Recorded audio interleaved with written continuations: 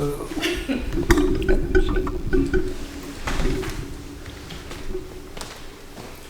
you think you're better than your family? It's fine. It's not fine. It's not fine. It's like fine. I low-key feel that was amazing. It's fine. I love that shit. Hell yeah. If your family sees this, my family knows that I think I'm better than them. I remind them often. When I meet your mother, I'm gonna tell her Miss Sharice, I love you and I think you're my mama know I love her. Down on you at all.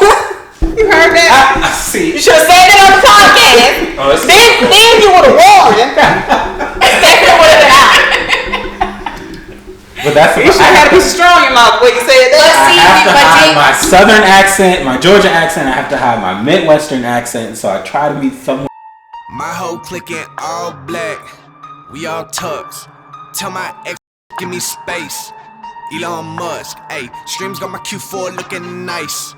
My VR clutch, acting like you seen this right here. You big all sus, yeah. I just doubled up on crypto. I just doubled down on the new vest. Now my chair looking like 2 checks. Type of money made me want a 2-step. Who next? This week I be on the moon next. Stock going up like 2x. That's a fast flip like suplex. 2 really stepping like a duplex. You bet never lose change, but I do flex. All right, welcome to Consequences of Our Culture podcast. Where we give insightful views on everyday situations. Today we'll be talking about language. And I'm Randall. I'm Amber. I'm Stephanie. And today we have an astonished scholar dressed straight out of the Carlton wardrobe from Fresh Prince. We have, for the third time, well, they don't know how many times you've been here, Mr. Monte. Hello, everyone. That's a very accurate description, Carl. Man. And today, like I said, we'll talk about language. So, for years, African Americans, their particular way of speaking, if it's not, with the status quo, like not how the more professional people speak is considered ignorant, and today we're going to talk about how, well, first off, who do you guys think talks whiter, Stephanie or Monte? Yes, we need to know. And then what's a negative connotation is calling it white. Yeah. It's who talks more distinguished or professional. But yeah, who do you think? You guys are having this argument off camera on who, speaks, the best. I think we just would have to we'll just see towards the end of the podcast. Who do you think, Amber? Let everybody choose. Who do you think, Amber? Well, they gotta hear first. I don't want to mess up someone's opinion, so I'm gonna let the viewers hear them. And then towards the end, then I'll say my opinion.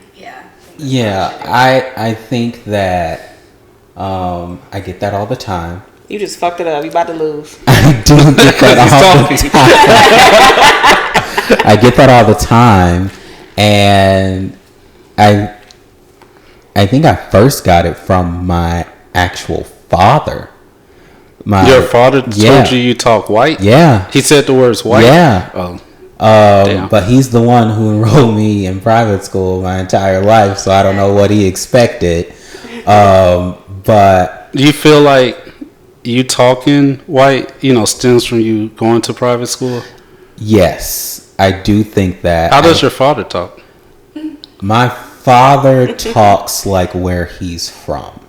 Oh, where is Saginaw, he from? Michigan. Oh, Saginaw, He was born and raised in Saginaw, Michigan, whereas I was born and raised in Georgia. And I talk like the people I was surrounded by talk. And probably I'm a little more strict because I talk slowly, because I did spend all of my summers in Michigan. That's where my mom is. And so I grew a Midwestern, very, hate to say it this way, very ghetto, stylish accent. And I try to hide that so much. So I talk slower because I have to think about the words before I actually say them. Why do you try to hide it?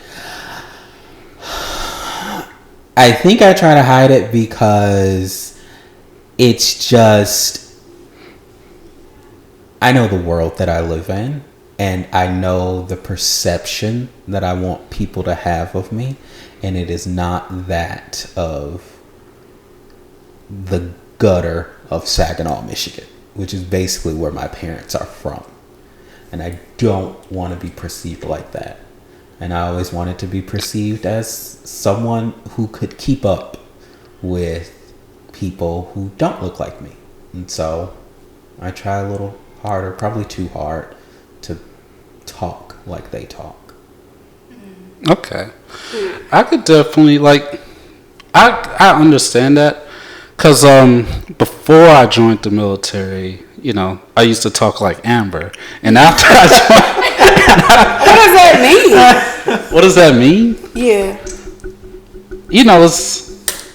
You know. Elaborate. I speak very well on the clock. Okay.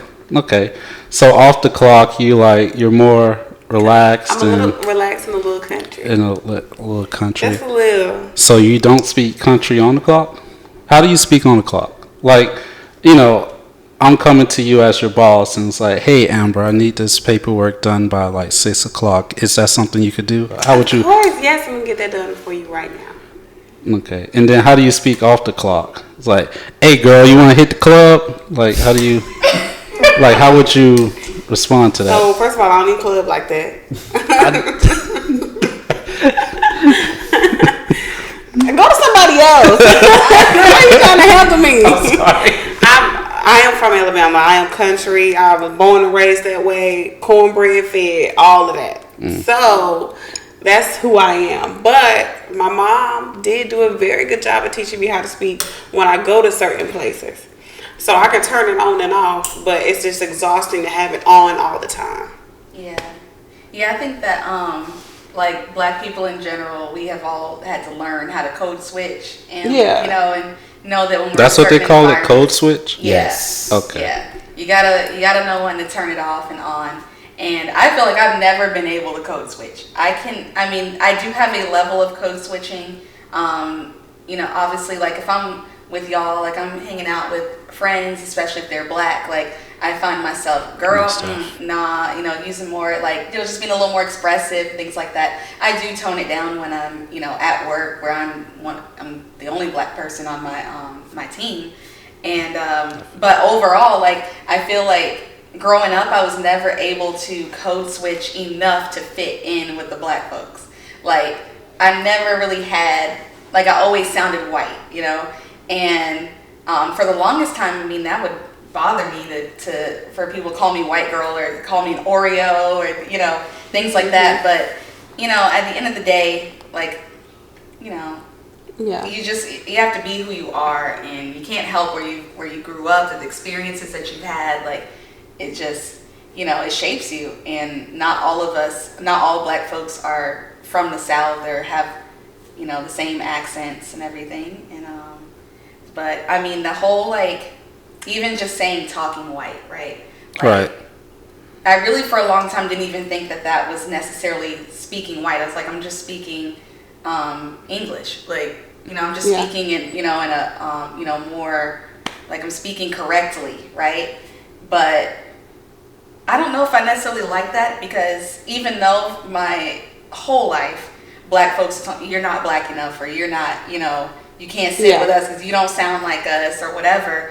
I still find myself like defending us. Like, I feel like that's kind of rude to say, like, to basically say that that's an ignorant way to speak, or that is like it's bad if you have like a country accent, or speak you know, which now we don't call it Ebonics, the African American vernacular English. I think it's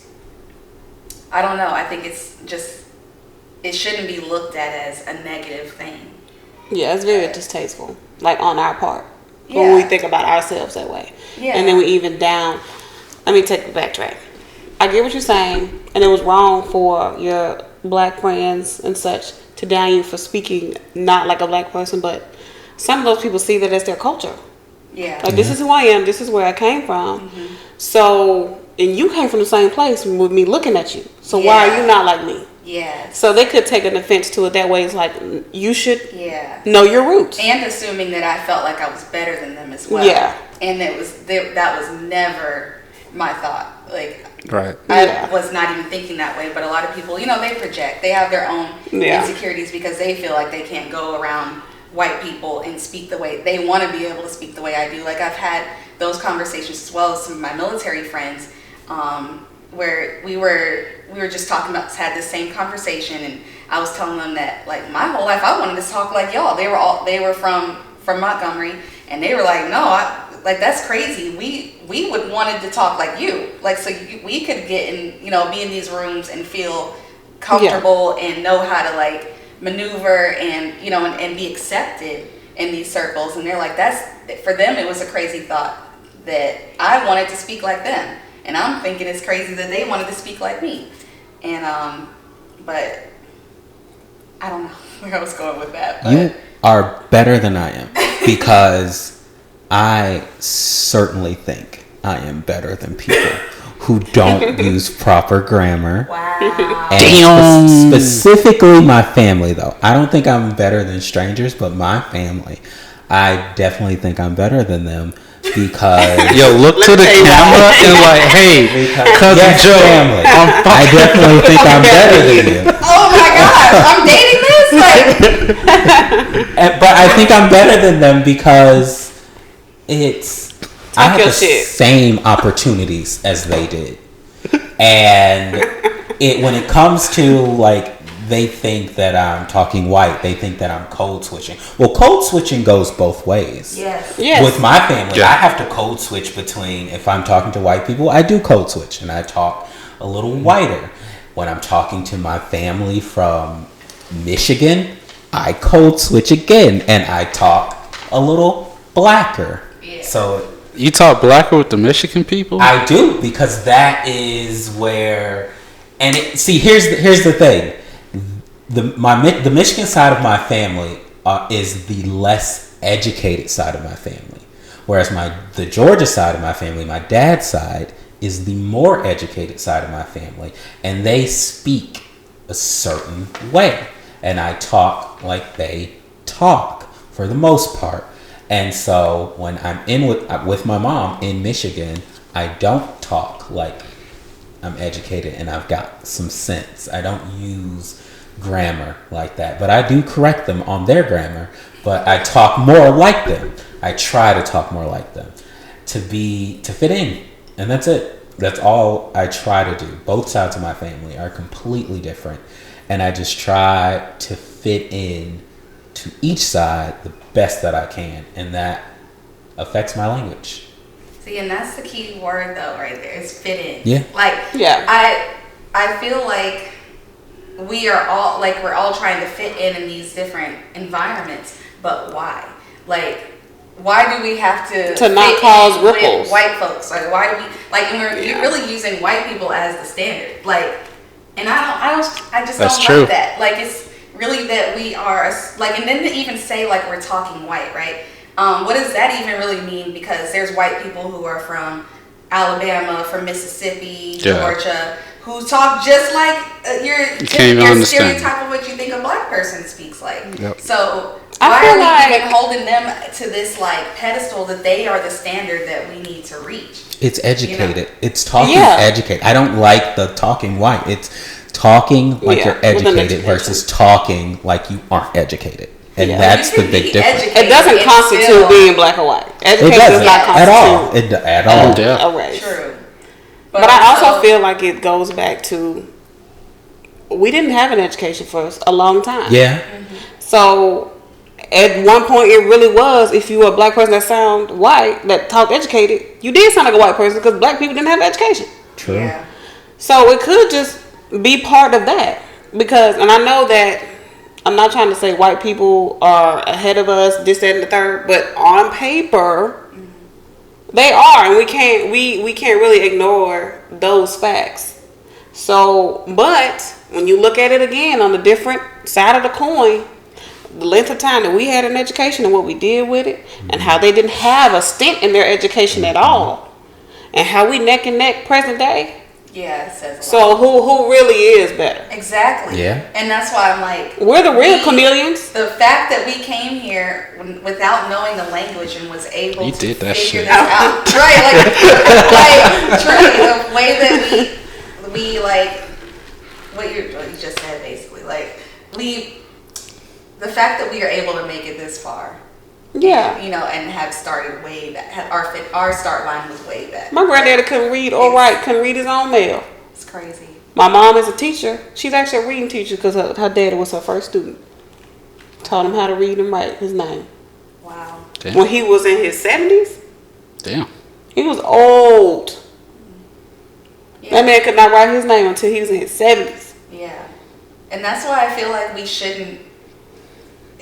I don't really like feeling like we're downing it or seeing it as less than, because without those uneducated people, we would not be here today. Like, it's who we are, you know? So, I mean, do what you need to, code switch when you need to get into whatever doors, you know? Like, we need that, you know? We need the people who talk white. We need both sides. We need folks to, you know, be able to get through those doors, you know, that are typically closed to us.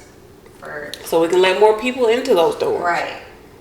Exactly. Because I'm pretty sure most jobs, like, it took one black person so much to get there. Yeah. And then they was pulling a bunch of them up. So that way now we can even the playing field. Yeah.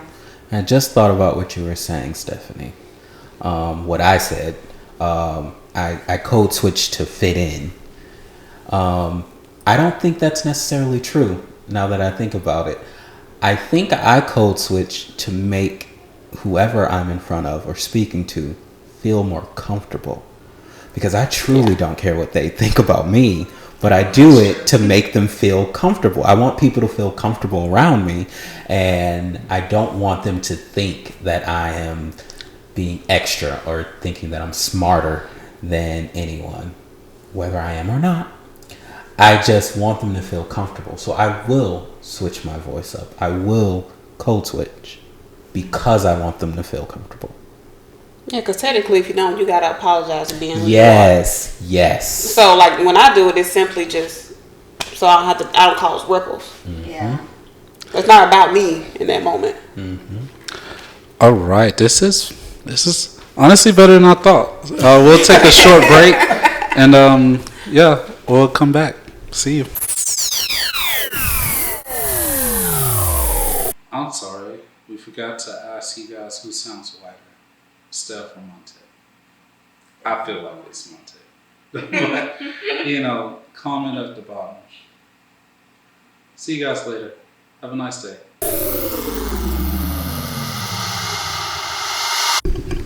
All right, we are back. And we're back on the subject of language.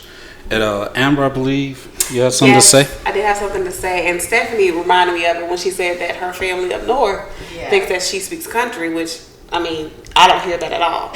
But I had to say it. Yeah. Okay, so it reminds me of one time I worked at quite a few bars. And it was a group of people, all Asian. Okay, and they were having a debate about who the countryest one was. And I was like, excuse me, say it one more time, what'd you say? Because I wasn't expecting that. And then one of the girls, she sounded like she was born here because she was good in country when she started talking. And then he was like, one of the guys at the table, he was like, I want you to hear her talk. First, I want you to say the word Alabama. She's like, Alabama. And I had never heard an Asian person say it like that. And then I was like, yeah, you're definitely country. She was like, are you serious? And I was like, yes. And then he was like, say hey y'all to her. Say hey y'all. That was really fucking hard. It was so funny. But she really was, no matter how hard she tried to like enunciate, she really couldn't do it.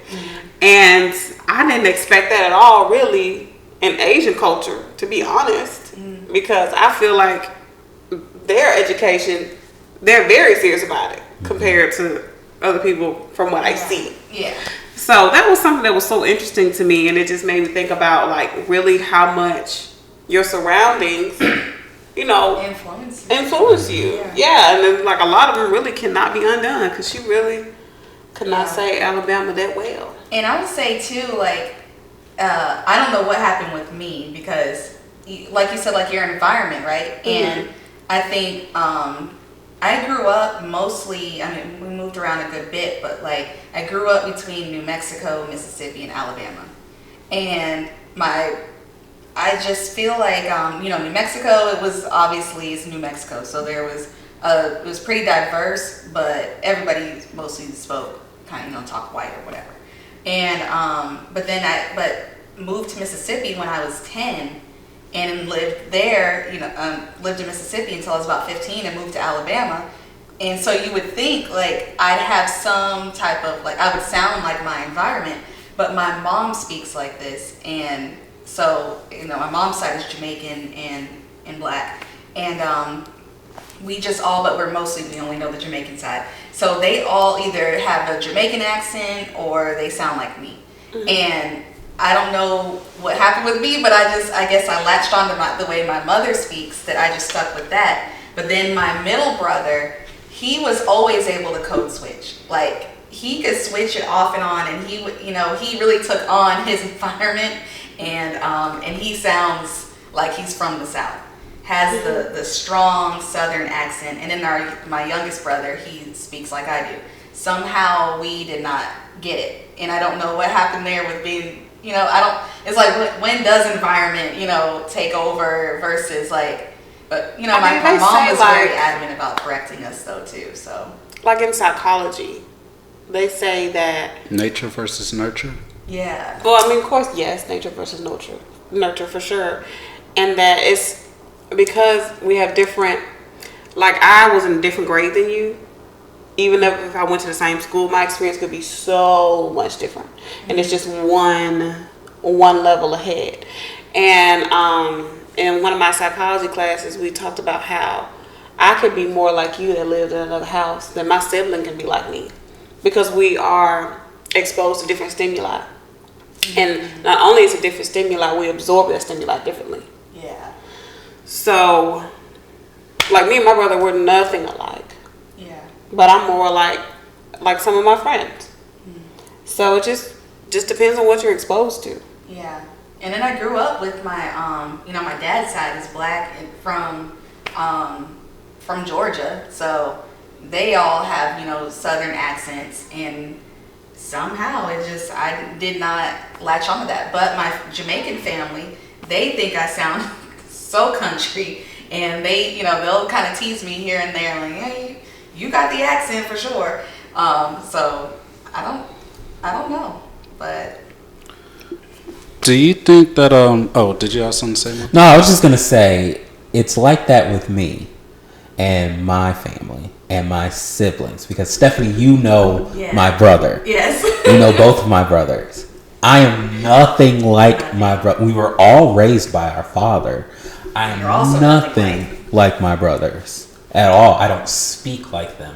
I don't talk like them. I don't act like them.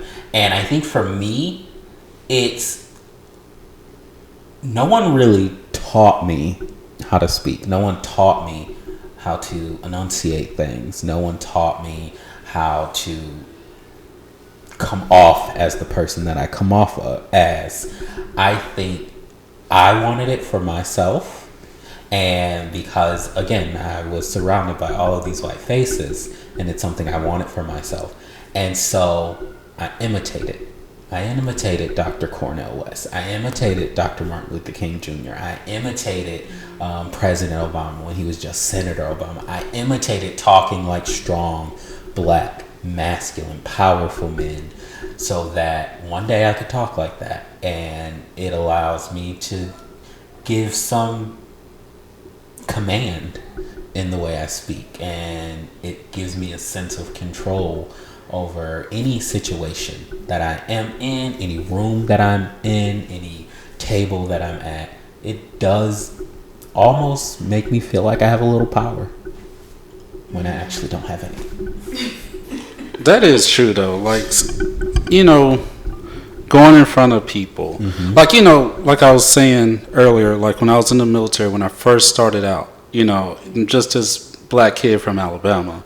So like I didn't necessarily like speak, you know, how, you know, a lot of them spoke. And, you know, they assumed I was a dumbass because of like, you know, my accent and stuff, and like, you know, it's a little country.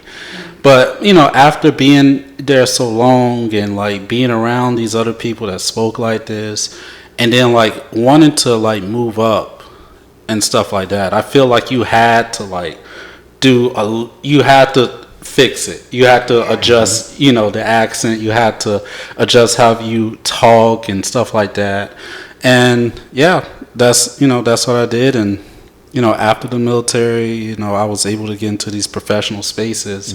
And, you know, I was able to like on a whim just like bullshit, you know, speak professionally. But, you know, when I come back here and see like my friends, you know, I might get a little lazy with it, but usually most of the time 24/7 I talk like not as proper as you guys, but like, you know, pretty proper. I try, cuz like you know, you've met my daughter. She like she talks a little country, and that's because like everyone, you know, around like her, you know, my whole family, they're from like Autauga County. You know, so they're like not just from Alabama, they're from like the sticks, you know.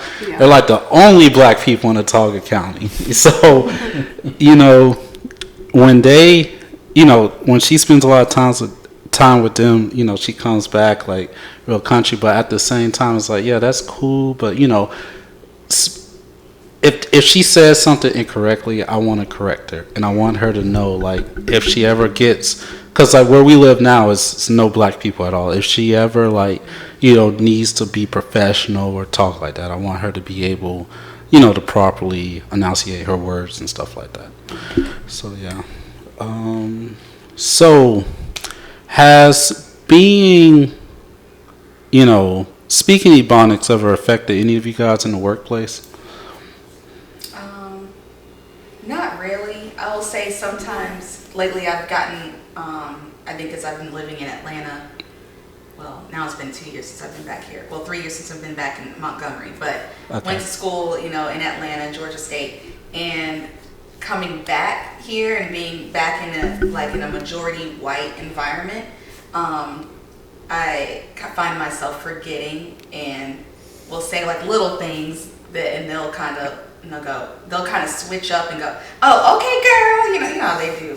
Y'all know. Yeah. Okay, girl. Oh, don't do that. And I remember like, oh shit, like let me not say that ever again, because I don't want to bring that out of you ever again. Yeah, I don't. It's like, I don't want your ass to think we cool like that. Yes, exactly. Don't do that shit. Just because I say girl doesn't mean you can say girl, like, or you know, sis, like, no, you can't. It's just, you know. But yeah, I wouldn't say there's ever been a time that, well, no, actually, my current position, when I first got here, I had not really written, like, hadn't really had to do anything like with English in a long time, not since like freshman year. I took one English class, and then I don't think I had to do anything from any other English class from then.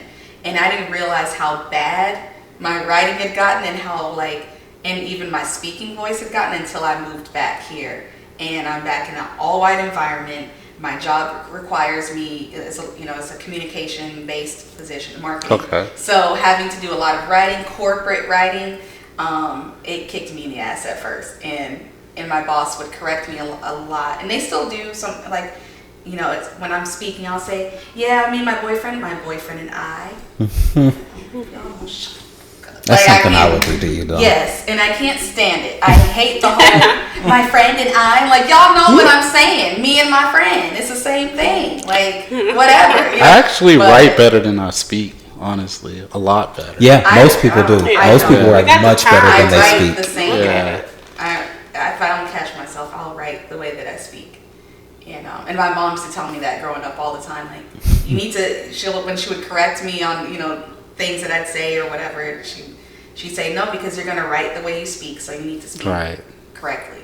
And so, it definitely actually, it has affected me. Coming from, in Atlanta, it's like, it's like the black mecca. Like, it's amazing. It is amazing. And I was surrounded by black people all the time, and I worked in a nonprofit that was like all black and brown folks, so I didn't really, I spoke white in that environment, but being back in an all white environment now, I don't necessarily speak white.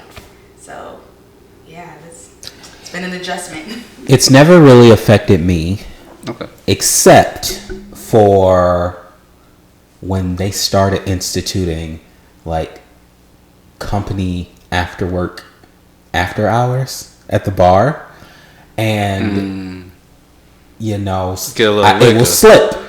I will slip, and then I will often get these crazy looks like, Monte, what the hell was that? Who the fuck are you? And I will apologize, and I always say, excuse me, I'm sorry. Stephanie knows. I do to this day. I apologize when I speak unlike I normally speak. Because you don't have to. I know I don't have to, but there's just something about me that if I have portrayed a certain image to people, I want to keep that image up. And when I don't, I apologize. So yeah, after hours for company things is when it'll affect things, and then people start looking at you differently, because I don't want all of these white people I work with to get too comfortable. I don't want them to get comfortable at all when they hear me say something that is very Ebonic or African American vernacular-ish. I don't want them to think that it's okay for them to do the same thing. So I make it very clear and I apologize. This won't happen again. You should not do this ever. Okay. I mean, I get that, but low key, I got to the point where I really do not give a fuck. It's like that part too. Insane how much I don't give a fuck. Like, I am pretty proud of how much I do not give a fuck. Yeah. Because like they gonna be who they want to be, no matter what I want, no matter what I do. Mm-hmm. I can't undo that. I mean, at least if I be me, I get to see who they are just a little sooner. Mm-hmm. Yes. So stuff like that doesn't bother me. When they get a little out of pocket, because they might really think that they're not doing anything wrong. But it's definitely going to be somebody else who's going to show their ass that what they're doing is wrong. Yep. I don't got to be that bitch. You know what I'm saying? They just going to have to tell me that story later. I'm like, girl, that's what happened. Mm-hmm. When something go left. But a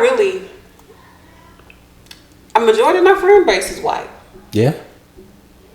And I enjoy being around them, to be honest. It's the most healthy friend base I've had. To be like, so, and I'm glad that they're comfortable with me. And I'm comfortable with them. Now they go out being like, with the N-word, woo woo, and hats on backwards and a gold chain. I'm like, okay, whoa, yeah, let's run it back. But in most cases, I think decent people, no matter the race, know where the line is at. So they won't cross it.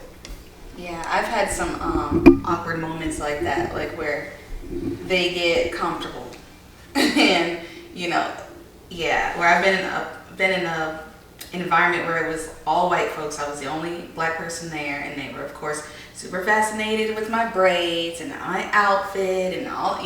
You look like you're from the '90s, that kind of thing.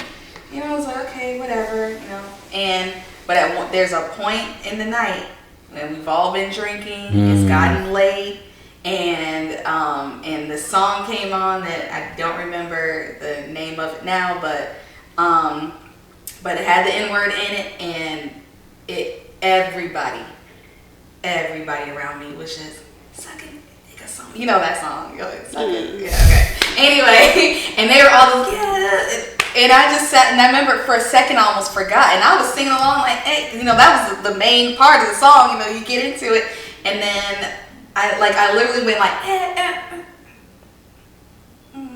wait, I'm like, hold up, wait, I forgot where I'm at. Like, y'all can't say it. I expected y'all to bleep yourselves or something. Like, what are you doing? Like, because in Atlanta, that's what my white friends do. They know not to say it. They sing the song and then they just, not say that part. But, in Alabama, it's a little different. So. Yeah. I bleep myself on that part, and they do the same. Yeah, I forgot. I was like, we've been saying the N-word for years. Why would we stop now? Right. It's just something it's just something I don't want in my language. No, most of. I get that. 100%. I understand. I try not to say it, but it comes out. I have to be pissed to say it. Because I feel like, motherfucker has more oomph to it. Does. It is, but whenever other people say that white people? Yeah, whenever they try to mimic us, right? They say motherfucker though. I feel like they do. They do like the Samuel Jackson. It's like, hey, you motherfucker, shit like that. But I only say niggas around black people. Right. I love the N-word, by the way. I just love it. It's great. It's a great word. I call everyone it. And yeah, I just like the word. I say it sometimes just for no reason whatsoever. Because I feel like it's like our word, and the community doesn't or hasn't historically ever seen me as one of them. Right. So I say it as much as I possibly can. All right. Well, that is it. We're wrapping it up. You could probably hear my kids in the background. It really matter. It really doesn't matter, how you speak, as long as you get your point across. Really. See you guys later. Subscribe. I'm Randall.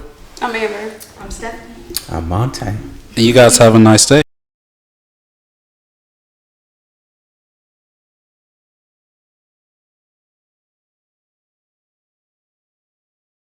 But also, I just want to point out, my family up north, they all think I sound country as hell. Every time I see them, my Jamaican family, they tease me. They think I have the worst Southern accent. So, with your family though, you said all your family says you sound white. Yeah. So see, not all my family does. So therefore, I must have something. That's what my family say about my whole family except my dad. Technically, I have lived in the South my whole life. That motherfucker ain't getting no better. I may not sound it, but I am Southern. It's fine. They'll be okay. I had somebody tell me once, you don't have the accent, but you country though. Somebody at Dollar General. I'll tell you about the podcast. Okay. As long as you ever got stuff to talk about, because you guys are doing pretty good. It was so funny. It's still funny to me. It's like, I know better. You know what? Because without shame, excuse me. I am. In case you didn't misheard me when I was facing this way. It actually is me better than all of you. But I only think that. Brain like I'm hooked on phonics. Can't get a meaning cause I'm booked till August and I look like a jet, never switch up. It's evident I gotta pick up where the best left off and the best dressed dog. Leave a mess when I step in this bitch, dog. My whole clique in all black. We all tugs. Tell my ex bitch give me space. Elon Musk, ayy. Streams got my Q4 looking nice. My VR clutch. Acting like you seen this right here. You big all sus. Look, I just doubled up on crypto. New op out, give me the info, give me the bag quick. What I gotta be talking rent for, finna be giving all of that back, and then my kinfolk making the ends meet, taking a meeting, then I sip slow. Shit, bro, better tell me where the cash at. I've been running around the city in the mad black, and they all look amazed like a lab rat. I'm like, whoa, know that I take 'em out like ice. She heard all my songs, she know I'm white. I said, whoa, that's funny, hell yeah, fucking right. I don't sip on Sprite, nah, tea is what I like and consume. My whole clique in all black, we all tugs. Tell my ex bitch give me space. Elon Elon Musk. Ayy, streams got my Q4 looking nice. My VR clutch. Acting like you seen this right here. You big all sus. Yeah, I ain't got no time to be out here playing with him. I said, make me an offer. You can get away and play the victim. I got money coming on the way. Financials looking nice. Yeah, I'm loaded, roll the dice. See, this be my enterprise. Yeah, my whole clique in all black. We all tucks. Tell my ex bitch, give me space. Elon Musk. Streams got my Q4 looking nice. VR clutch. Acting like you seen this shit right here. You be all sus. You be all.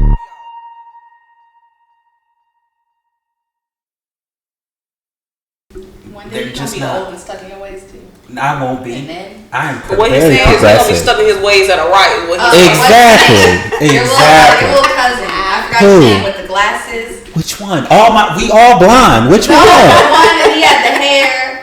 The hair. With the glasses at the party. That you said he reminds you of yourself. Oh, my new cousin.